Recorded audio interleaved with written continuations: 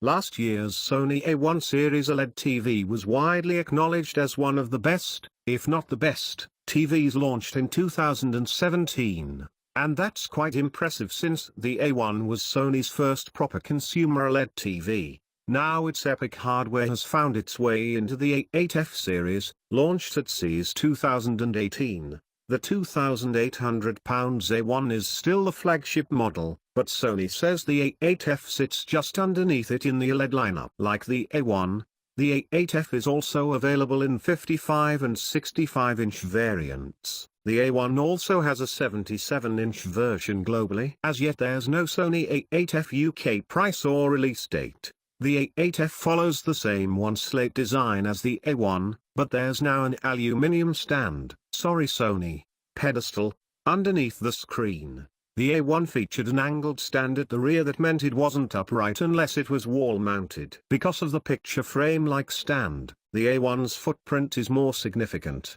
So it isn't one for most of us. There are no visible speakers, more on the dynamo, so there's nothing to distract from the viewing experience aside from a thin aluminium bezel. Over 8 million self-illuminating pixels go to make up the display, which looked fabulous on the CES show floor. Sony did have these screens very low down and it really didn't do the lineup justice. Without visible speakers, Sony's acoustic surface technology is used, again dripped down from the A1.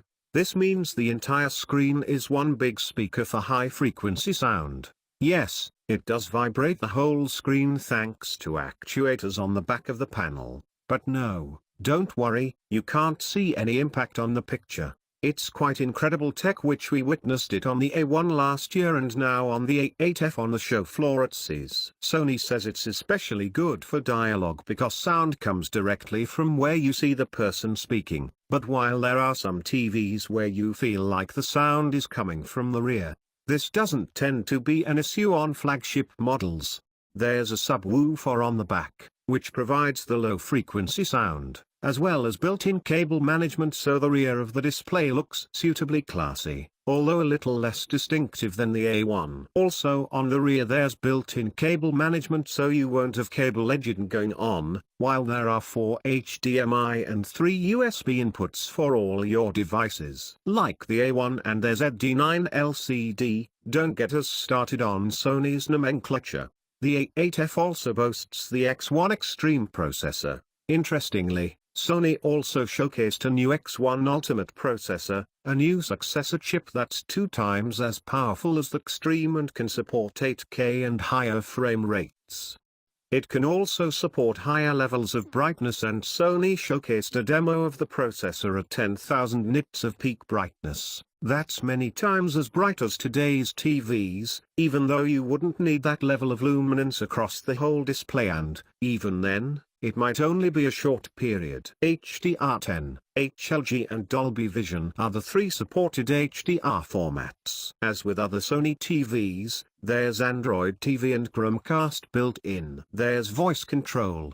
You can use Google Home, of course, and Amazon Alexa support as well. At CES, Sony also announced the new XF90 LCD series, again equipped with the X1 Extreme processor, will be available in 75, 65, 55 and 49 screen sizes, plus a super new Dolby Atmos soundbar, the Hightech XF9000. The most interesting thing about the XF90 is that it uses a new tech, X-Motion Clarity, to further reduce motion blurring for fast action and sport. Basically, this uses local dimming and backlight boosting to smooth out how pictures appear. The A8F didn't have quite the wow factor as when we first saw the A1 in the flesh last year, but it's simply because we have been spoiled. Many will find the display incredible.